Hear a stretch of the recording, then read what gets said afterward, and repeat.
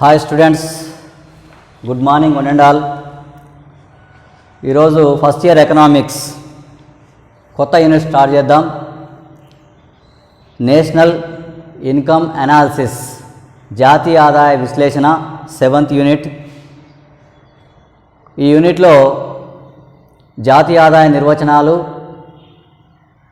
జాతీయ ఆదాయం నిర్ణయించే అంశాలు, జాతీయ ఆదాయ భావనలు, జాతీయ ఆదాయంలోని భాగాలు, జాతీయ ఆదాయ మదింపు పద్ధతులు, జాతీయ ఆదాయం లెక్కించడంలో సమస్యలు, తర్వాత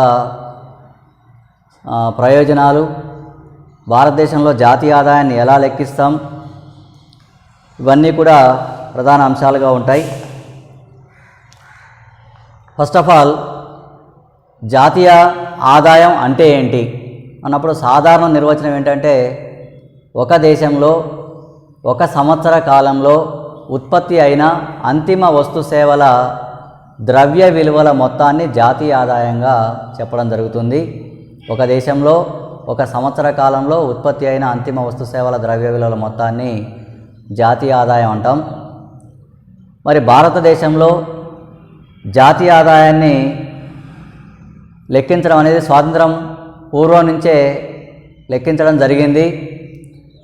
అయితే భారతీయుల్లో దాదాబాయి నౌరోజీ మొట్టమొదట జాతీయ ఆదాయం లెక్కించడం జరిగింది. విదేశీయుల్లో షిర్రాస్ అనే వ్యక్తి కూడా లెక్కించడం జరిగింది. మరి దాదాబాయి నౌరోజీ, షిర్రాస్, డాక్టర్ వికేఆర్వి రావు వీళ్ళంతా కూడా స్వాతంత్రానికి పూర్వమే జాతీయ ఆదాయం లెక్కించడం జరిగింది.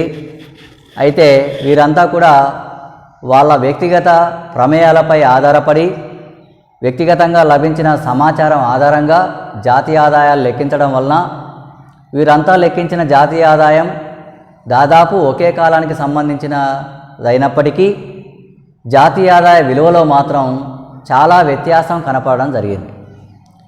అయితే జాతీయ ఆదాయం లెక్కించవలసిన అవసరాన్ని గుర్తించిన భారత ప్రభుత్వం 1949లో పిసి మహల్నోబిస్ అధ్యక్షతన ఒక కమిటీని, జాతీయ ఆదాయ అంచనాల కమిటీని ఏర్పాటు చేసింది.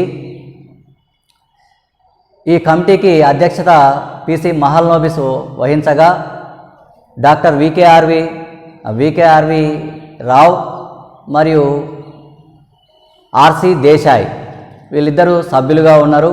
3 మెన్ కమిటీని ఏర్పాటు చేయడం జరిగింది. ఈ కమిటీ 1949 నుంచి 1954 వరకు జాతీయ ఆదాయ లెక్కలు తయారు చేసి భారత ప్రభుత్వానికి సమర్పించడం జరిగింది.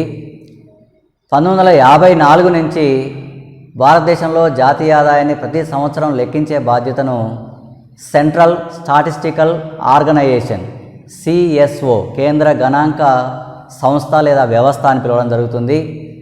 అది ఇప్పటి వరకు కూడా 1954 నుంచి ఇప్పటి వరకు ప్రతి సంవత్సరం జాతీయ ఆదాయాన్ని లెక్కిస్తుంది. ఇది జాతీయ ఆదాయానికి సంబంధించిన సంక్షిప్తమైన వివరణ. భారతదేశంలో జాతీయ ఆదాయాన్ని ఎట్లా లెక్కిస్తున్నాను, ఎప్పటి నుంచి లెక్కించడం స్టార్ట్ అయింది, జాతీయ ఆదాయ అంచనాల సంఘం తర్వాత సిఎస్ఓ అనేది బాధ్యతను నిర్వహిస్తుంది ఇప్పుడు ప్రస్తుతం. మరి జాతీయ ఆదాయానికి సంబంధించి వివిధ ఆర్థికవేత్తలు వివిధ రకాల నిర్వచనాలు ఇవ్వడం జరిగింది. అందులో ప్రధానంగా 3 రకాల నిర్వచనాలు మనకు సిలబస్లో ఇవ్వడం జరిగింది. అందులో మొదటిది మార్షల్ నిర్వచనం. ఆల్ఫ్రెడ్ మార్షల్ అనే ఆర్థికవేత్త జాతీయ ఆదాయానికి ఒక నిర్వచనం ఇవ్వడం జరిగింది. అదేంటంటే, ఒక దేశంలోని శ్రమ, మూలధనం, సహజ వనరుల సహాయంతో ప్రతి సంవత్సరం ఉత్పత్తి చేసే భౌతిక, అభౌతిక వస్తు సేవలతో కూడుకున్న నికర వస్తు సేవల సముదాయమే ఆ దేశ వాస్తవిక నికర వార్షిక ఆదాయం అని మార్షల్ నిర్వచించడం జరిగింది. మళ్ళీ ఒకసారి చూద్దాం. ఒక దేశంలోని శ్రమ, మూలధనం, సహజ వనరులతో ప్రతి సంవత్సరం ఉత్పత్తి చేసే భౌతిక, అభౌతిక వస్తు సేవలతో కూడుకున్న నికర వస్తు సేవల మొత్తమే జాతీయ ఆదాయం అని, నికర వస్తు సేవల మొత్తమే వాస్తవిక నికర వార్షిక ఆదాయం అనే అర్థంలో మార్షల్ నిర్వచించడం జరిగింది. దీంట్లో అర్థం ఏంటంటే, ప్రతి సంవత్సరం దేశంలోని శ్రమ, మూలధనాన్ని తర్వాత ప్రకృతి సిద్ధమైన వనరులను ఉపయోగించుకొని కొన్ని భౌతిక వస్తువులు అంటే కంటితో చూడగలిగే వస్తువులు, కొన్ని సేవలు, అభౌతిక వస్తువులు అంటే ఇక్కడ అర్థం సేవలు, వస్తువులు మరియు సేవలు ఉత్పత్తి చేయడం జరుగుతుంది. ఈ వస్తు సేవల యొక్క నికర విలువ అంటే ఉత్పత్తి చేయడానికి యంత్ర పరికరాలు నిరవధికంగా ఉపయోగించడం వల్ల అవి తరుగుదలకు గురవుతాయి. దాన్నే మూలధనం తరుగుదల అంటాం. మరి మొత్తం ఉత్పత్తి విలువలోంచి అంటే స్థూల ఉత్పత్తి విలువలోంచి తరుగుదల ఖర్చులు తీసివేయగా మిగిలిన దాన్ని నికర ఉత్పత్తి విలువ అంటాం. ఈ నికర ఉత్పత్తి విలువనే ఆర్థిక వ్యవస్థ యొక్క నికర వాస్తవిక వార్షిక ఆదాయం. వాస్తవిక అనే పదం ఎందుకు అన్నారంటే ప్రతి సంవత్సరం వస్తువుల యొక్క సేవల యొక్క ధరలు మారుతూ ఉంటాయి. వాస్తవంగా ఉత్పత్తి మారడం వల్ల జాతీయ ఆదాయం మారిందా లేకపోతే ధరలు మారడం వల్ల జాతీయ ఆదాయం మారిందా తెలవదు కనుక వాస్తవ ఆదాయం అన్నప్పుడు ఉత్పత్తి రూపంలో వస్తు రూపంలో సేవల రూపంలో మాత్రమే జాతీయ ఆదాయం లెక్కించినప్పుడు దాన్ని వాస్తవ ఆదాయం అంటాం. ఈ వాస్తవ జాతీయ ఆదాయం నికర జాతీయ ఆదాయం తర్వాత ప్రతి సంవత్సరం లెక్కించడం జరుగుతుంది కనుక వార్షిక ఆదాయం అనే పేరుతో మార్చడం జరిగింది. అంటే ప్రతి సంవత్సరం కొంత నికర వస్తు సేవల ఉత్పత్తి జరుగుతుంది. ఈ నికర వస్తు సేవల ఉత్పత్తినే ఆర్థిక వ్యవస్థ యొక్క వాస్తవిక నికర వార్షిక ఆదాయం. వాస్తవిక అంటే వస్తు సేవల రూపంలో, తర్వాత నికర అంటే తరుగుదల తీసివేయగా మూలధనం యొక్క తరుగుదల తీసివేయగా మిగిలిన ఆదాయం. వార్షిక అంటే సంవత్సరానికి వచ్చేది, దాన్ని జాతీయ ఆదాయం. ఆర్థిక వ్యవస్థ యొక్క నికర వాస్తవిక వార్షిక ఆదాయంగా మార్షల్ చెప్పడం జరిగింది. నెక్స్ట్ పిగు అనే ఆర్థికవేత్త ఇచ్చిన నిర్వచనం, ద్రవ్యంతో కొలవదగిన ఆర్థిక వ్యవస్థ యొక్క నిరపేక్ష ఆదాయాన్ని విదేశాల నుంచి లభించే నికర ఆదాయాన్ని జాతీయోత్పత్తి అంటారు అని పిగు అనే ఆర్థికవేత్త చెప్పడం జరిగింది.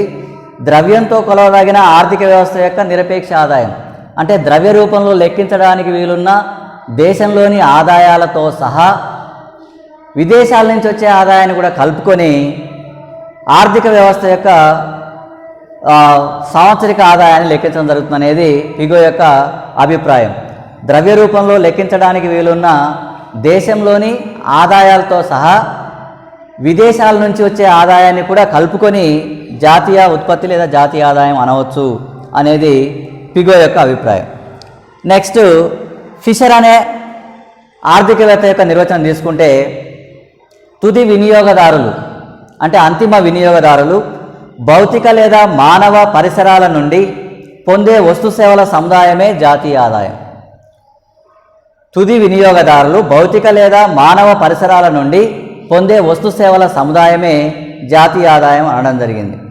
అంటే ఇక్కడ అంతిమ వినియోగదారులు భౌతిక వనరులు అంటే భూమి, ఖనిజ సంపద, అటవీ సంపద, జల వనరులు ఇవన్నీ కూడా భౌతిక వనరులు.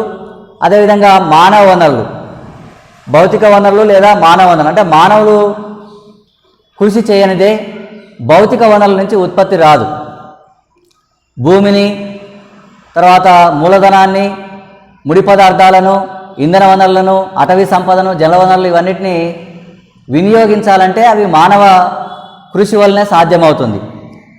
అందుకే భౌతిక వనరుల నుంచి కానీ లేదా మానవ వనరుల నుంచి కానీ మానవ పరిసరాల నుంచి కానీ పొందే వస్తు సేవల సముదాయమే. పొందే వస్తువులు సేవలు, వస్తువులు అంటే భౌతికమైనవి, సేవలు అంటే అభౌతికమైనవి. ఈ పొందే వస్తు సేవల సముదాయాన్ని ఒక సంవత్సర కాలంలో అంతిమ వినియోగదారులు భౌతిక వనరుల నుంచి కానీ లేదా మానవ వనరుల నుంచి కానీ పొందే వస్తు సేవల సముదాయమే జాతీయ ఆదాయం అనే అభిప్రాయాన్ని తన నిర్వచనం ద్వారా ఫిషర్ అనే ఆర్థికవేత్త వ్యక్తం చేయడం జరిగింది. మరి ఈ మూడు నిర్వచనాలలో ఏ నిర్వచనం మెరుగైంది అనే విషయం తీసుకుంటే మార్షల్, పిగు నిర్వచనాల కంటే ఫిషర్ నిర్వచనం ఎంతో మెరుగైంది, శాస్త్రీయమైందని చెప్పొచ్చు. ఎందుకంటే ఫిషర్ వినియోగం అనే భావనను సంపూర్ణంగా భావించాడు. ఫిషర్ అనే ఆర్థికవేత్త వినియోగం అనే భావనను సంపూర్ణంగా భావించడం, వినియోగం అనేది దేశ ప్రజల యొక్క జీవన ప్రమాణానికి ప్రాతినిధ్యం వహిస్తుంది గనక ఒక దేశంలోని ప్రజల యొక్క వినియోగ స్థాయి పెరిగితే ఆ దేశ ప్రజల యొక్క జీవన ప్రమాణ స్థాయి పెరుగుతుంది, ఆ దేశంలోని జాతీయ ఆదాయం పెరుగుతుంది. అంటే అంతిమ వినియోగదారులు జాతీయ ఆదాయం నుంచి ఎక్కువ పొందగలిగితే వాళ్ళ జీవన ప్రమాణం పెరగడం, జాతీయ ఆదాయం పెరగడం అనేది జరుగుతుంది. తక్కువ పొందగలిగితే వారి జీవన ప్రమాణం తగ్గిపోవడం, జాతీయ ఆదాయం కూడా తగ్గడం అనేది జరుగుతుంది. అందుకే వినియోగం అనే భావనకు సంపూర్ణ ప్రాధాన్యతను సంపూర్ణంగా భావించడం కూడా ఫిషర్ చేసిన మెరుగైన అంశంగా చెప్పవచ్చు. ఈ మూడు నిర్వచనాల కంటే మార్షల్ పిగు నిర్వచనాల కంటే రెండు నిర్వచనాల కంటే మార్షల్ పిగు నిర్వచనాల కంటే ఫిషర్ నిర్వచనం ఎంతో మెరుగైందిగా చెప్పొచ్చు. ఇక next determining factors of national income. Determining factors of national income, జాతీయ ఆదాయం నిర్ణయించే కారకాలు. ఒక దేశంలోని జాతీయ ఆదాయం ఆ దేశంలో ఉన్న కొన్ని అంశాల మీద కొన్ని కారకాల మీద ఆధారపడి ఉంటుంది. ఆ అంశాలు కారకాలనే మనం ఇక్కడ జాతీయ ఆదాయాన్ని నిర్ణయించే కారకాలుగా చెప్తున్నాం. ఒక దేశంలోని జాతీయ ఆదాయం ఆ దేశంలోని ప్రకృతి వనరుల మీద ఆధారపడి ఉంటుంది. వివిధ రంగాల్లో ఉత్పత్తి పెంచాలంటే ఆర్థిక వ్యవస్థలో ప్రకృతి వనరులు సమృద్ధిగా ఉండాలి. సారవంతమైన భూమి, ఖనిజాలు, అనుకూలమైన వాతావరణం మొదలగునవన్నీ ఉన్నప్పుడే ఉత్పత్తి పెరిగి జాతీయ ఆదాయం పెరుగుతుంది. అంతేకాకుండా ఒక దేశంలో శ్రమ అనేది సమృద్ధిగా ఉండాలి, నాణ్యమైనదిగా ఉండాలి. శ్రమ ఉపయోగిత స్థాయిని బట్టి జాతీయ ఆదాయం నిర్ణయించబడుతుంది. ఏ దేశంలోనైతే కష్టించి పనిచేసే స్వభావం అధికంగా ఉంటుందో, కష్టించి పనిచేసే శక్తి సామర్థ్యాలు కలిగిన శ్రామిక శక్తి అధికంగా ఉంటుందో ఆ దేశంలో జాతీయ ఆదాయం ఎక్కువగా ఉంటుంది. శ్రమ పరిమాణమే కాకుండా శ్రమ నాణ్యత కూడా జాతీయ ఆదాయ స్థాయిని నిర్ణయిస్తుంది. అంటే పనిచేసే నైతిక స్వభావం కలిగిన శ్రామిక శక్తి ఏ దేశాలలో ఎక్కువగా ఉంటుందో ఆ దేశాలలో జాతీయ ఆదాయం ఎక్కువగా ఉంటుంది. ఏ దేశాలలోనైతే సోమరితనం అధికంగా ఉండి ఒకరు పనిచేస్తే కొంతమంది కుటుంబ సభ్యులంతా కలిసి సోమరిపోతులాగా మరి తినకుండా కూర్చొని కష్టించే స్వభావం లేకుండా ఒకరు చేస్తే అందరూ ఆనందించే స్వభావం ఏ దేశాల్లో అయితే ఉంటుందో ఆ దేశాల్లో జాతీయ ఆదాయ స్థాయి తక్కువగా ఉంటుంది. అంటే దేశ జనాభా ఎక్కువ ఉన్నంత మాత్రాన జాతీయ ఆదాయం ఎక్కువ ఉండదు. జనాభా నాణ్యత ముఖ్యమైనది. అంటే నైపుణ్యం, సామర్థ్యం కలిగిన శ్రామిక శక్తి, పనిచేసే నైతిక గుణం కలిగిన జనాభా ఏ దేశాల్లో ఎక్కువగా ఉంటుందో ఆ దేశాల్లో జాతీయ ఆదాయ స్థాయి ఎక్కువగా ఉంటుంది. తర్వాత మూలధనం, ప్రకృతి వనరులను, శ్రమను వినియోగించుకోవాలంటే పెట్టుబడి మూలధనం అనేది అవసరం. మూలధనం అంటే మానవ నిర్మితాలైన యంత్రాలు, యంత్ర పరికరాలు, భవనాలు, రవాణా సాధనాలు మొదలగు వాటిపై చేసే పెట్టుబడి వ్యయాన్ని కూడా మూలధనం అనవచ్చు. మానవ నిర్మితాలైన యంత్రాలు, పరికరాలు, భవనాలు, రవాణా సాధనాలు మొదలగు వాటిపైన చేసే పెట్టుబడిని కూడా మూలధనం అనవచ్చు. ఉత్పత్తిలో మూలధనాన్ని ఎక్కువ ఉపయోగించిన దేశాల్లో జాతీయ ఆదాయం ఎక్కువగా ఉంటుంది. ఉత్పత్తిలో మూలధనాన్ని తక్కువగా వినియోగించిన దేశాల్లో జాతీయ ఆదాయం తక్కువగా ఉంటుంది. అంటే అభివృద్ధి చెందిన దేశాలలో మూలధనం సమృద్ధిగా ఉంటుంది కనుక ఆ దేశాలలో పారిశ్రామిక రంగంలో కానీ వ్యవసాయ రంగంలో కానీ యంత్ర పరికరాల వాడకం ఎక్కువగా ఉంటుంది. జాతీయ ఆదాయ స్థాయి కూడా ఎక్కువగా ఉంటుంది. మరి భౌతిక మూలధనమే కాకుండా మానవ మూలధనం కూడా జాతీయ ఆదాయం నిర్ణయించడంలో కీలక పాత్ర వహిస్తుంది. మూలధనం రెండు రకాలు, భౌతిక మూలధనం, మానవ మూలధనం. యంత్ర పరికరాలు, భవనాలు, రవాణా సాధనాలనేమో భౌతిక మూలధనం అంటాం. ఆ మూలధనాన్ని, యంత్రాలను, భవనాలను, రవాణా సాధనాలను వినియోగించే శ్రామిక శక్తిని మానవ మూలధనం అంటాం.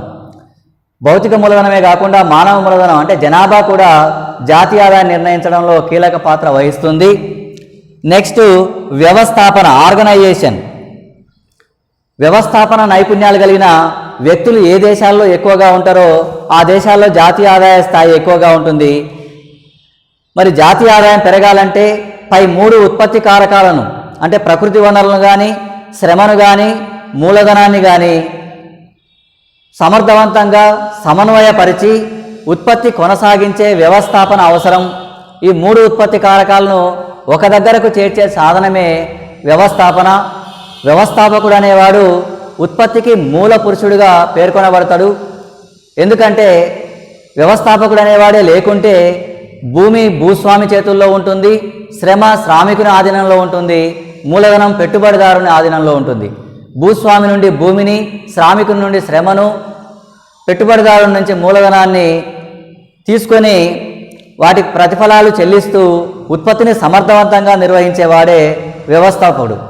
మరి ఇతని ఉత్పత్తి కారకాలను సమన్వయపరిచి ఉత్పత్తిని సమర్థవంతంగా నిర్వహించినందుకు అతనికి లభించే ప్రతిఫలమే లాభం.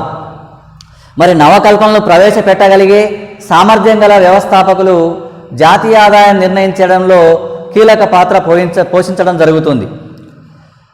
అంటే ఇన్నోవేషన్స్ అనేవి కొత్త ఉత్పత్తి పద్ధతులు, కొత్త ముడి పదార్థాలు, కొత్త మార్కెట్ను అన్వేషించడం, ఉత్పత్తులకు సేల్స్ పెంచుకోవడానికి ఆకర్షణీయమైన గిఫ్ట్స్ ఇవ్వడం, ఇవన్నీ కూడా నవకల్పనలుగా పేర్కొనవచ్చు.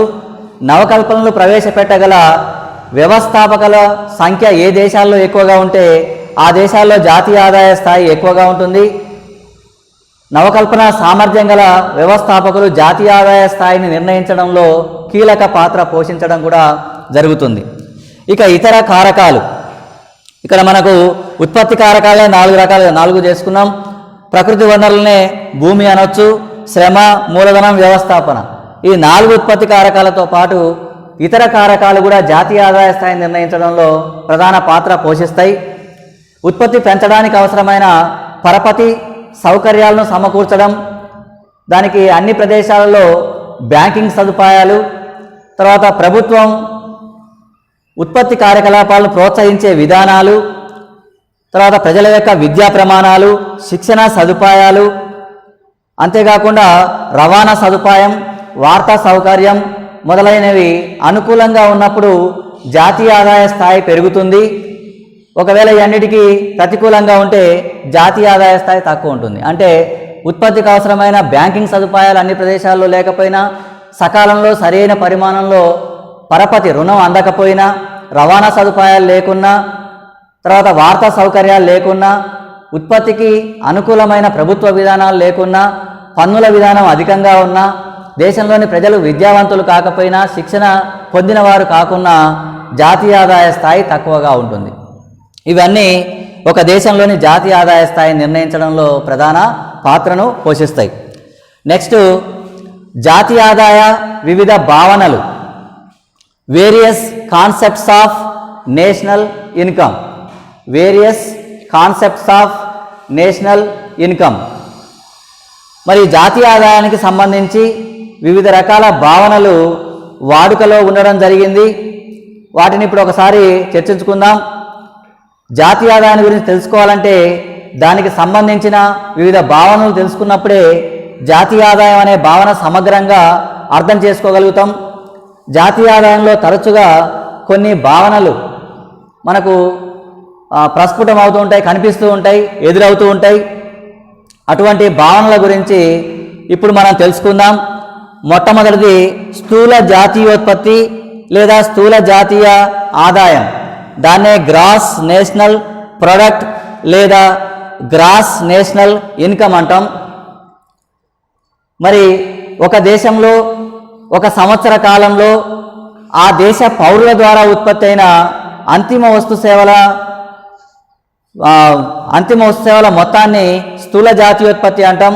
ఈ స్థూల జాతీయోత్పత్తిని వాటి ధరలతో హెచ్చవేసి కూడగా వచ్చిన మొత్తాన్ని స్థూల జాతీయ ఆదాయం అనడం జరుగుతుంది. ఒక సంవత్సర కాలంలో ఒక దేశ పౌరుల ద్వారా ఉత్పత్తి అయిన అంతిమ వస్తు సేవలను స్థూల జాతీయోత్పత్తి అంటాం. ఈ స్థూల జాతీయోత్పత్తిని వాటి ధరలతో హెచ్చవేసి కూడగా వచ్చిన మొత్తాన్ని స్థూల జాతీయ ఆదాయం అని పిలవడం జరుగుతుంది. ఈ స్థూల జాతీయ ఆదాయాన్ని ఎలా లెక్కిస్తామంటే C+I+G+X-M. మరి స్థూల జాతీయ ఆదాయంలో భాగాలు అన్నప్పుడు ఈ 5 భాగాల గురించి, అంటే ప్రధానంగా వినియోగం, స్థూల దేశీయ పెట్టుబడి, ప్రభుత్వ వ్యయం, నికర విదేశీ పెట్టుబడి, ఈ 4 అంశాల గురించి చర్చించవలసిన అవసరం ఉంది. GNP అంటే స్థూల జాతీయోత్పత్తి, GNI అంటే స్థూల జాతీయ ఆదాయం, C అన్నప్పుడు ఇది వినియోగ వస్తువుల విషయాన్ని తెలుపుతుంది. వినియోగ వస్తువులు అనేవి ప్రత్యక్షంగా మానవ కోరికలను సంతృప్తిపరుస్తాయి. వినియోగ వస్తువులపై చేసే ఖర్చునే వినియోగ వ్యయం అంటాం. ఆహారం కానీ వస్త్రాలు కానీ ఇవన్నీ కూడా సిలో చూపిస్తున్నాం. ఆహారం, వస్త్రాలు, విద్య, వైద్య సేవలు మొదలగునవి జాతీయ ఆదాయంలో ఎక్కువ భాగం వినియోగ వస్తువులపైనే ఖర్చు అవుతుంది. మరి వినియోగ వ్యయం అనేది ఆదాయ స్థాయిపై ఆధారపడి ఉంటుంది. వ్యయార ఆదాయంలో వినియోగం పోగా మిగిలేదాన్ని పొదుపు అంటాం. అంటే ఒక వ్యక్తికి వచ్చిన ఆదాయంలో వినియోగ అవసరాలకు పోగా మిగిలిన ఆదాయాన్ని పొదుపు చేయడం జరుగుతుంది. వ్యక్తులకు వచ్చే ఆదాయంలో ఎక్కువ భాగం వినియోగ వస్తువుల మీదనే ఖర్చు చేయడం జరుగుతుంది. ఈ వినియోగ వస్తువుల్లో మనకు అవసరమైన ఆహార పదార్థాలు, నిత్యావసర వస్తువులు, తర్వాత సేవలు కూడా చేరి ఉంటాయి. విద్యా వైద్య సేవలు కూడా చేరి ఉంటాయి. నెక్స్ట్ స్థూల దేశీయ పెట్టుబడి, దాన్ని ఐ అనే అక్షరంతో చూపిస్తున్నాం. వినియోగ వస్తువులను ఉత్పత్తి చేయడానికి ఉత్పాదక వస్తువులపై సంస్థలు చేసే ఖర్చునే స్థూల దేశీయ పెట్టుబడి అంటాం. వినియోగ వస్తువులను ఉత్పత్తి చేయాలంటే కొన్ని మూలధన వస్తువులు లేదా ఉత్పాదక వస్తువులు అవసరం. ఈ ఉత్పాదక వస్తువులపై కొన్ని వ్యాపార సంస్థలు కానీ పారిశ్రామిక సంస్థలు కానీ చేసే ఖర్చును పెట్టుబడి అంటాం. దీన్నే స్థూల దేశీయ పెట్టుబడి అని పిలవచ్చు. ఉదాహరణకి యంత్ర సామగ్రి కొనుగోలు చేయడానికి, ఫ్యాక్టరీ బిల్డింగులు నిర్మించడానికి, తర్వాత పనిముట్లు కొనుగోలు చేయడానికి చేసే ఖర్చును స్థూల దేశీయ పెట్టుబడి అంటాం. కొన్ని సందర్భాల్లో కొన్ని వస్తువులు వినియోగ వస్తువులు ఉత్పత్తి చేయగా, కొన్ని ఉత్పాదక వస్తువులు వినియోగ వస్తువులను ఉత్పత్తి చేయగా, మరికొన్ని ఉత్పాదక వస్తువులు మళ్ళీ ఉత్పాదక వస్తువులను ఉత్పత్తి చేయడానికి ఉపయోగపడతాయి.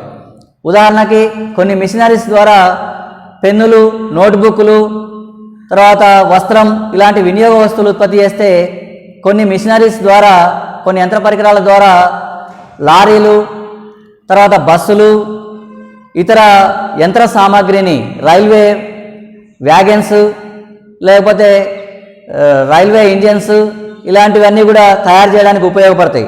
అంటే కొన్ని ఉత్పాదక వస్తువులు వినియోగ వస్తువులను ఉత్పత్తి చేస్తే, మరికొన్ని ఉత్పాదక వస్తువులు మళ్ళీ ఉత్పాదక వస్తువులను అంటే మూలధన వస్తువులను ఉత్పత్తి చేస్తూ ఉంటాయి. వీటన్నిటిని కలిపి స్థూల దేశీయ పెట్టుబడి అంటాం. నెక్స్ట్ జీ, ప్రభుత్వ వ్యయం. ప్రభుత్వం అనేక వస్తువులపై ఖర్చు చేస్తుంది. దీన్నే ప్రభుత్వ వినియోగం అని కూడా అనొచ్చు. ప్రభుత్వ వ్యయం అన్నా ప్రభుత్వ వినియోగం అన్నా ఒకటే అర్థం.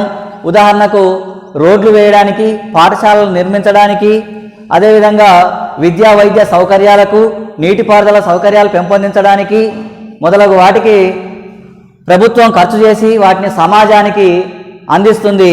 వీటన్నిటిపైన చేసిన ఖర్చును జీ అనే అక్షరంతో చూపిస్తున్నాం. వినియోగ వ్యయం, పెట్టుబడి వ్యయం, ప్రభుత్వ వ్యయం. వినియోగం, స్థూల దేశీయ పెట్టుబడి మరియు ప్రభుత్వ వ్యయం వీటన్నిటినీ కలిపి ఆ కలిపిన మొత్తానికి ఎక్స్ అంటే ఎక్స్పోర్ట్స్ ఎగుమతులు, మైనస్ ఎం అంటే ఇంపోర్ట్స్ దిగుమతులు. ఒక దేశంలో ఉత్పత్తి అయిన కొన్ని వస్తువులను, అవసరానికి మించి ఉన్న కొన్ని వస్తువుల్ని ఇతర దేశాలకు ఎగుమతి చేసి అమ్మడం జరుగుతుంది. ఈ ఎగుమతుల ద్వారా మన దేశానికి ఆదాయం వస్తుంది. ఆ ఆదాయాన్ని మన జాతీయ ఆదాయాన్ని కలుపుకోవాలి. అంటే ఎక్స్ విలువను జాతీయ ఆదాయాన్ని కలుపుకోవాలి. అదే సందర్భంలో మరికొన్ని వస్తువులను, మనకు అవసరమైన వస్తువులు, మనం తయారు చేసుకోలేనివి లేదా ఉత్పత్తి వ్యయం ఎక్కువగా ఉన్న వస్తువుల్ని విదేశాల నుంచి దిగుమతి చేసుకోవడం జరుగుతుంది. ఈ దిగుమతులు అనేవి దిగుమతి చేసుకునే దేశానికి ఖర్చు కాబట్టి వాటిని ఇంపోర్ట్స్ను మైనస్ ఎంగా చూపిస్తున్నాం. వాటిని తీసివేయాలి. మరి C+I+G+కి నికర విదేశీ ఆదాయం అంటే ఎగుమతుల విలువలోంచి దిగుమతుల విలువ పోగా మిగిలిన ఆదాయాన్ని మన దేశ జాతీయ ఆదాయాన్ని కలుపుకోవాల్సి ఉంటుంది. దాన్నే నికర విదేశీ ఆదాయం లేదా నికర విదేశీ పెట్టుబడి అని పిలుస్తాం. నికరంగా విదేశాల నుంచి వచ్చే ఆదాయం లేదా నికరంగా విదేశాల నుంచి వచ్చే పెట్టుబడిగా పిలవడం జరుగుతుంది. ఇది స్థూల జాతీయ ఆదాయంలో ఉన్న భాగాలు. C+I+G+X-M అనేది జాతీయ ఆదాయంలోని భాగాలు అన్నప్పుడు ఈ అంశం సి గురించి, ఐ గురించి, జీ గురించి, X-M గురించి వివరంగా ఎక్స్ప్లెయిన్ చేస్తే సరిపోతుంది. నెక్స్ట్ స్థూల దేశీయ ఉత్పత్తి లేదా స్థూల దేశీయ ఆదాయం, దాన్నే gross domestic product or gross domestic income స్థూల దేశీయ ఆదాయం అంటాం. దీనికి లెక్కించడానికి సమీకరణం ఏంటంటే C+I+G అంటే వినియోగ వ్యయం, స్థూల దేశీయ పెట్టుబడి ప్రభుత్వ వ్యయం. ఈ 3 అంశాలు మాత్రమే స్థూల దేశీయ ఆదాయంలో లేదా స్థూల దేశీయోత్పత్తిలో భాగం. ఎందుకంటే ఒక సంవత్సర కాలంలో ఒక దేశంలో ఉత్పత్తి అయిన అంతిమ వస్తు సేవల ద్రవ్య విలువల మొత్తాన్నే స్థూల దేశీయ ఆదాయం అని పిలవడం జరుగుతుంది. ఒక సంవత్సర కాలంలో ఒక దేశంలో ఉత్పత్తి అయిన అంతిమ వస్తు సేవలను స్థూల దేశీయోత్పత్తి అంటాం. ఈ స్థూల దేశీయోత్పత్తిని వాటి ధరలతో హెచ్చవేసి కూడగా వచ్చిన మొత్తాన్ని స్థూల దేశీయ ఆదాయం అంటాం. ఒక సంవత్సర కాలంలో ఒక దేశ భౌగోళిక సరిహద్దుల లోపల ఉత్పత్తి అయిన ఒక దేశంలో ఉత్పత్తి అయిన వస్తువులను మాత్రమే స్థూల దేశీయ ఆదాయం అంటాం. అంటే ఇక్కడ జాతీయ ఆదాయానికి దేశీయ ఆదాయానికి తేడా ఏంటంటే జాతీయ ఆదాయమేమో దేశ పౌరులకు ప్రాధాన్యత ఇస్తుంది, దేశీయ ఆదాయమేమో భౌగోళిక సరిహద్దులకు ప్రాధాన్యత ఇస్తుంది. ఒక దేశ పౌరులు ఆ దేశంలో ఉండాలనేం లేదు. ప్రపంచవ్యాప్తంగా ఏ దేశంలో ఉన్నా కూడా భారత జాతీయులు సంపాదించిన ఒక సంవత్సర ఆదాయం మొత్తం భారతదేశ జాతీయ ఆదాయంలో భాగమే. దేశీయ ఆదాయం అలా కాదు. భారతదేశ భౌగోళిక సరిహద్దుల లోపల ఉత్పత్తి అయిన అంతిమ వస్తువుల విలువ వరకే దేశీయ ఆదాయంలో భాగంగా వస్తుంది. అందుకే ఎగుమతులు దిగుమతులు అనేవి ఇక్కడ తీసుకోలేదు. విదేశాల నుంచి వచ్చే ఆదాయం, విదేశాలకు పోయే ఆదాయం లేదు. ఎగుమతుల నుంచి దిగుమతులు పోగా మిగిలిన నికర ఆదాయాన్ని మనం ఇక్కడ కలుపుకోవట్లేము. ఎగుమతి దిగుమతులు లేకుంటే దాన్ని స్థూల దేశీయ ఉత్పత్తి లేదా ఆదాయం అంటాం. స్థూల జాతీయ ఆదాయానికి దేశీయ ఆదాయానికి X-M కలిపితే జాతీయ ఆదాయం అవుతుంది. స్థూల జాతీయ ఆదాయంలో నుంచి X-M తీసేస్తే దేశీయ ఆదాయం అవుతుంది. రెండింటికున్న తేడా ఒకటే. స్థూల జాతీయ ఆదాయంలోంచి X-M తీసేస్తే దేశీయ ఆదాయం అవుతుంది. స్థూల దేశీయ ఆదాయానికి X-M కలిపితే జాతీయ ఆదాయం అవుతుంది. ఒకటేమో దేశ పౌరులకు ప్రాధాన్యత ఇస్తుంది జాతీయ ఆదాయం అనేది, దేశీయ ఆదాయం ఏమో భౌగోళిక సరిహద్దులకు ప్రాధాన్యత ఇస్తుంది. ఒక దాంట్లో ఎగుమతులు దిగుమతులు ఉంటాయి జాతీయ ఆదాయంలో, దేశీయ ఆదాయంలో ఎగుమతులు దిగుమతులు ఉండవు. కేవలం వినియోగ వ్యయం, ప్రభుత్వ వ్యయం, స్థూల దేశీయ పెట్టుబడి మీద చేసే వ్యయం, స్థూల దేశీయ పెట్టుబడి లేదా స్థూల దేశీయ వ్యయం, అది C+I+G వరకే దేశీయ ఆదాయం ఉంటుంది. నెక్స్ట్ నికర జాతీయ ఆదాయం. ఈ నికర జాతీయ ఆదాయం అంటే ఒక సంవత్సర కాలం పాటు వస్తు సేవలను ఉత్పత్తి చేయడానికి యంత్రాలను, యంత్ర పరికరాలను నిత్యం ఉపయోగిస్తూ ఉంటాం. ఈ వాడకం వల్ల అవి తరుగుదలకు గురి అవుతాయి. దీన్నే మూలధనం తరుగుదల అంటాం. స్థూల జాతీయ ఆదాయం నుంచి మూలధనం తరుగుదలను తీసేస్తే నికర జాతీయ ఆదాయం వస్తుంది. దీనినే మార్కెట్ ధరల్లో నికర జాతీయ ఆదాయం అని పిలుస్తాం. స్థూల జాతీయ ఆదాయంలోంచి మూలధనం తరుగుదల తీసేస్తే వచ్చే దానిని మార్కెట్ ధరలలో నికర జాతీయ ఆదాయం అని పిలవడం జరుగుతుంది. మార్కెట్ ధరలలో నికర జాతీయ ఆదాయం అని పిలుస్తాం. ఒక సంవత్సర కాలం పాటు నిరవధికంగా యంత్ర పరికరాలను ఉపయోగిస్తున్నప్పుడు అవి తరుగుదలకు లోనవుతాయి. వాటి రిపేరుకు, పునఃస్థాపనకు అయ్యే వ్యయాన్ని స్థూల జాతీయ ఆదాయంలోంచి యంత్ర పరికరాల యొక్క రిపేరుకు, పునఃస్థాపనకు, మూలధనం యొక్క తరుగుదల ఖర్చులను తీసివేయగా మిగిలే దానిని నికర జాతీయ ఆదాయం అని పిలుస్తాం. దీన్నే మార్కెట్ ధరల్లో నికర జాతీయ ఆదాయం అని కూడా పిలవచ్చు. నెక్స్ట్ ఉత్పత్తి కారకాల ఖరీదు దృష్ట్యా నికర జాతీయ ఆదాయం. ఉత్పత్తి కారకాల ఖరీదు దృష్ట్యా నికర జాతీయ ఆదాయం అంటే ఒక సంవత్సర కాలంలో ఉత్పత్తి కారకాలలో ఉత్పత్తి ప్రక్రియలో పాల్గొన్నందుకు ఉత్పత్తి కారకాలకు బాటకం, వేతనం, వడ్డీ, లాభం చెల్లిస్తారు. ఈ విధంగా ఉత్పత్తి కారకాలకు చెల్లించిన మొత్తాన్ని ఉత్పత్తి సంస్థలకు ఖర్చు అవుతుంది. అంటే ఉత్పత్తి ప్రక్రియలో పాల్గొన్న భూమికి బాటకం, శ్రమకు వేతనం, మూలధనానికి వడ్డీ, వ్యవస్థాపకుని లాభం, ఇవన్నీ కూడా ఉత్పత్తి సంస్థలు చెల్లిస్తాయి. ఈ ఉత్పత్తి సంస్థలకు అయ్యే వ్యయం ఉత్పత్తి కారకాలకు ఆదాయంగా మారుతుంది. దీనినే ఉత్పత్తి కారకాల ఖరీదు దృష్ట్యా జాతీయ ఆదాయం అంటారు. అయితే మార్కెట్ ధరల ప్రకారం లెక్కించిన నికర జాతీయ ఆదాయం మొత్తం ఉత్పత్తి కారకాలకు ఆదాయంగా చేరదు. అందులో కొంత భాగం పరోక్ష పన్నుల రూపంలో ప్రభుత్వానికి చేరుతుంది. అంటే మార్కెట్ ధరల్లో లెక్కించిన జాతీయ ఆదాయంలో వస్తువుల ధరల్లో పరోక్ష పన్నులు కలిసి ఉంటాయి. ఈ పరోక్ష పన్నులు ఉత్పత్తి కారకాలకు ఆదాయం కాదు, ప్రభుత్వానికి ఆదాయం. ఉత్పత్తి కారకాల్లో ప్రభుత్వం ఒక భాగం కాదు కాబట్టి మొత్తం మార్కెట్ ధరల్లో లెక్కించిన నికర జాతీయ ఆదాయంలోంచి పరోక్ష పన్నుల విలువను తీసివేసి మిగిలిన దానినే ఉత్పత్తి కారకాలకు చేరిన ఆదాయంగా లెక్కించడం జరుగుతుంది. అదేవిధంగా కొన్ని సందర్భాలలో కొన్ని రకాల వస్తువుల ఉత్పత్తిని ప్రోత్సహించడానికి ప్రభుత్వం సబ్సిడీలు ఇస్తుంది. ఈ సబ్సిడీలు అనేవి ప్రభుత్వానికి వ్యయం, ఉత్పత్తి కారకాలకు ఆదాయం. కానీ వీటి విలువ మార్కెట్ ధరల్లో కలిసి ఉండదు. ఉదాహరణకి కోఆప్టెక్స్ వస్త్రం యొక్క విలువ 100 రూపాయలు అయినప్పటికీ వాటి మీద 30% డిస్కౌంట్ ప్రభుత్వం ఇచ్చినట్లయితే ఉత్పత్తిదారునికి 70 రూపాయలేమో వినియోగదారు నుంచి, 30 రూపాయలేమో ప్రభుత్వం నుంచి వస్తుంది. అంటే 20% ధరను తగ్గించి అమ్ముకునే అవకాశాన్ని ప్రభుత్వం సబ్సిడీ ఇస్తుంది. ఆ కోఆప్టెక్స్ వస్త్రం అనేది మార్కెట్ ధర 70 రూపాయలే కలిసి ఉంటుంది. కానీ వస్త్రాన్ని నేసిన నేత కార్మికునికి, తయారు చేసిన ఉత్పత్తిదారునికి 100 రూపాయల ఆదాయం అవుతుంది. వినియోగదారు నుంచి 70 రూపాయలు, ప్రభుత్వం నుంచి 30 రూపాయలు పోవడం జరుగుతుంది.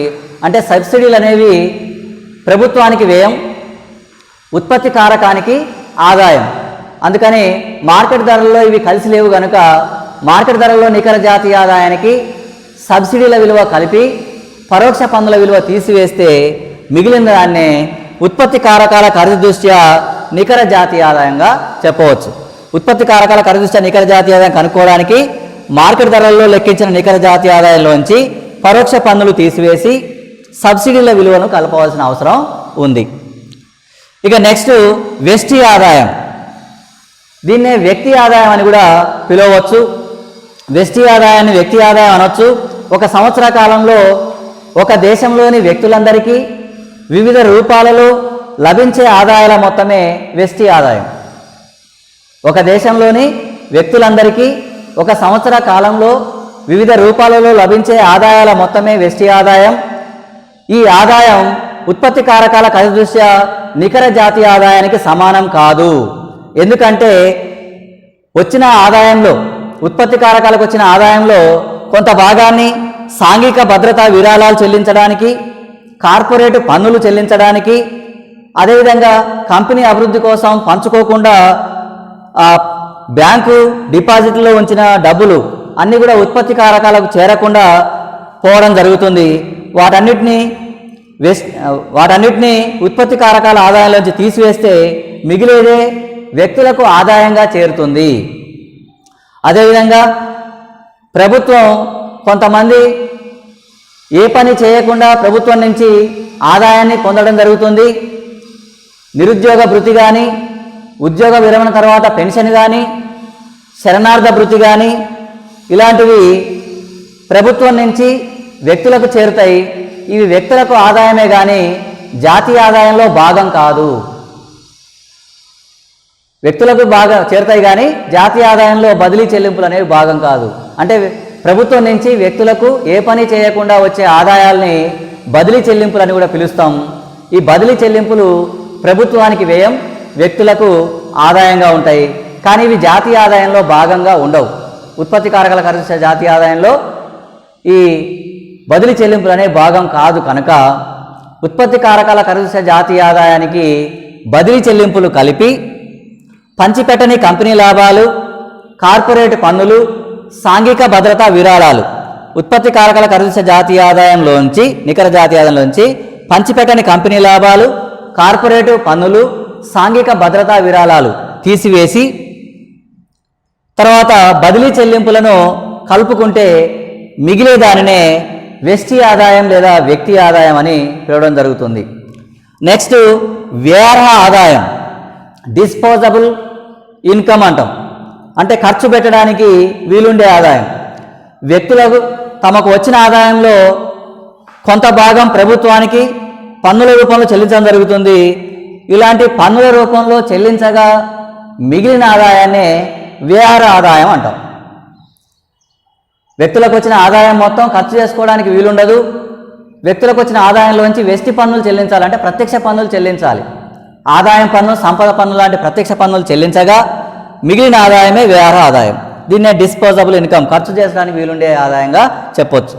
అయితే వ్యష్టి ఆదాయంలో నుంచి వ్యష్టి పన్నులు, వీటినే ప్రత్యక్ష పన్నులు అంటాం. ప్రత్యక్ష పన్నులు చెల్లించగా మిగిలిన ఆదాయం వ్యయ ఆదాయం.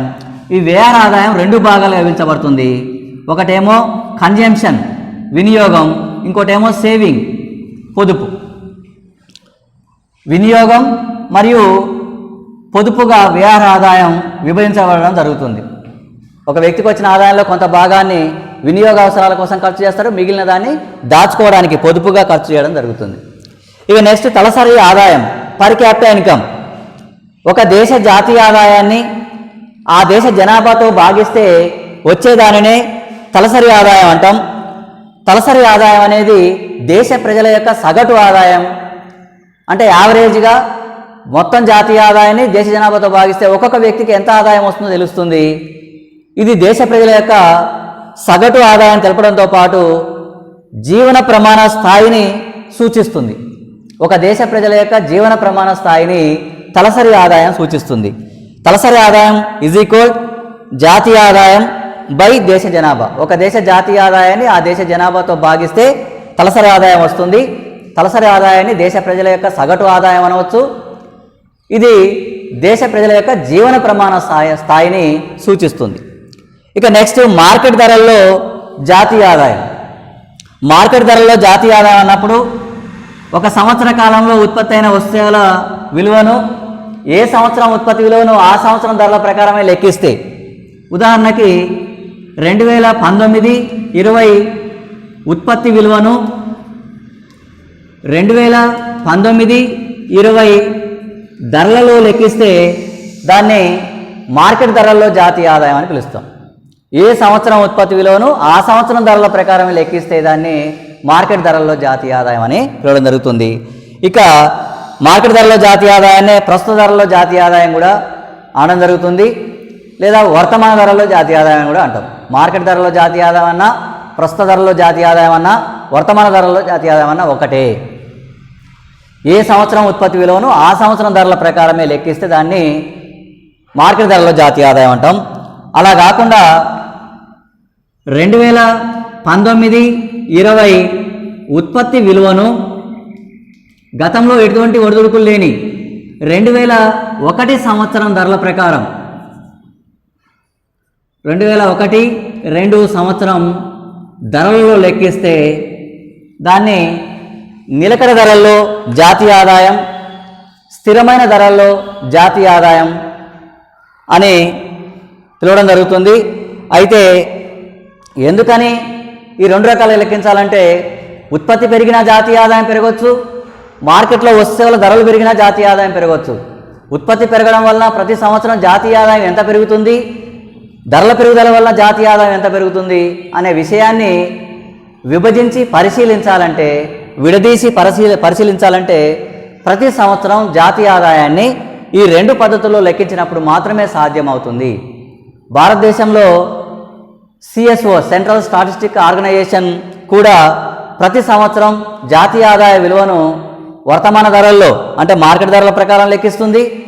అదే సమయంలో నిలకడ ధరల్లో లేదా స్థిరమైన ధరల్లో లేకపోతే ఆధార సంవత్సరం ధరల్లో జాతీయ ఆదాయం అని కూడా దీన్ని అంటాం. ఏ సంవత్సరాన్ని అయితే ధరలను తీసుకుంటున్నామో ఆ సంవత్సరం ధరలనే ఆధార సంవత్సరం అని కూడా పిలుస్తాం, ఆధార సంవత్సరం ధరలు అంటాం. మరి ఈ విధంగా నిలకడ ధరల్లో వర్తమాన ధరల్లో రెండు రకాలుగా లెక్కించడం వల్ల ద్రవ్యోల్బణ ప్రభావాన్ని జాతీయ ఆదాయం పైన లేకుండా చూడడానికి వీలు ఉంటుంది. ఇవి జాతీయ ఆదాయానికి సంబంధించిన వివిధ భావనలు. ఈ జాతీయ ఆదాయ భావనల్లో ఇంకొక అంశం ఉంది. ఒకటే 5 మార్కులకు జాతీయ ఆదాయంలోని భాగాలను తెలుపుము అని అడిగినప్పుడు స్థూల జాతీయ ఆదాయం లేదా జాతీయ ఆదాయం అంటే ఏందో చెప్పి సి అంటే ఏంది, ఐ అంటే ఏంది, జి అంటే ఏంది, ఎక్స్ అంటే ఏంది, ఎం అంటే ఏంది అంటే వినియోగ వ్యయం, స్థూల దేశీయ పెట్టుబడి, ప్రభుత్వ వ్యయం, నికర విదేశీ ఆదాయం లేకపోతే నికర విదేశీ పెట్టుబడి అని హెడ్డింగ్స్ పెట్టి వాటికి సంబంధించిన ఎక్స్ప్లెయిన్, ఎగుమతుల విలువ, దిగుమతుల విలువ, ఎగుమతుల విలువ నుంచి దిగుమతుల విలువ తీసేసి మిగిలిన ఆదాయాన్ని కలుపుకోవాలి. ప్రభుత్వం వస్తు సేవల మీద అవస్థాపన సౌకర్యాల కల్పనకు ఖర్చు చేస్తుంది, దాన్ని ప్రభుత్వ వినియోగం, ప్రభుత్వ వ్యయం అంటాం. వ్యాపార సంస్థలు, ఉత్పత్తి సంస్థలు యంత్ర పరికరాల మీద, మూలధన ఆస్తుల మీద చేసే ఖర్చును స్థూల దేశీయ పెట్టుబడి అంటాం. వినియోగ అవసరాల కోసం ప్రత్యక్షంగా వస్తువుల కొనుగోలు కోసం చేసే వ్యయాన్ని వినియోగ వ్యయం అంటాం. అని చెప్పి అవి రాసేస్తే జాతీయ ఆదాయంలోని భాగాలు అవుతుంది. జాతీయ ఆదాయంలోని భాగాలు, జాతీయ ఆదాయంలోని భావనలు రెండు వేరువేరు కాన్సెప్ట్స్. భాగాలంటేనేమో C+I+G+X-M గురించి చెప్పాల్సి వస్తుంది. భావనలు అంటేనేమో ఈ 9 రకాల భావనలు. భావనలు అంటేనేమో కాన్సెప్ట్స్, భాగాలంటేనేమో కాంపోనెంట్స్. కాన్సెప్ట్స్ అన్నప్పుడు భావనలు 9 వస్తాయి. భాగాలు అన్నప్పుడు ఒక స్థూల జాతీయ ఆదాయంలో ఉన్న 4 అంశాలే భాగాలుగా వస్తాయి. వినియోగ వ్యయం, స్థూల దేశీయ పెట్టుబడి, ప్రభుత్వ వ్యయం, నికర విదేశీ పెట్టుబడి. ఆ 4 జాతీయ ఆదాయంలో భాగాలు. జాతీయ ఆదాయ భావనలు అంటే GNP, GDP, మార్కెట్ ధరలో నికర జాతీయ ఆదాయం, ఉత్పత్తి కారకాల ఖరీదు నికర జాతీయ ఆదాయం, వ్యష్టి ఆదాయం, వ్యవహార ఆదాయం, తలసరి ఆదాయం, మార్కెట్ ధరలో జాతీయ ఆదాయం, నిలకడ ధరలో జాతీయ ఆదాయం. ఇవన్నీ భావనలు. ఓకే స్టూడెంట్స్, తేడాలు తెలుసుకొని జాగ్రత్తగా ఎగ్జామ్లో రాయాల్సి ఉంటుంది. భావనలో భాగాల్లో కన్ఫ్యూజ్ కావద్దు. భాగాలు అనేవి 4: వినియోగం, స్థూల దేశీయ పెట్టుబడి, ప్రభుత్వ వ్యయం, నికర విదేశీ పెట్టుబడి. భావనలు 9 ఇవన్నీ కూడా. Okay students, thank you.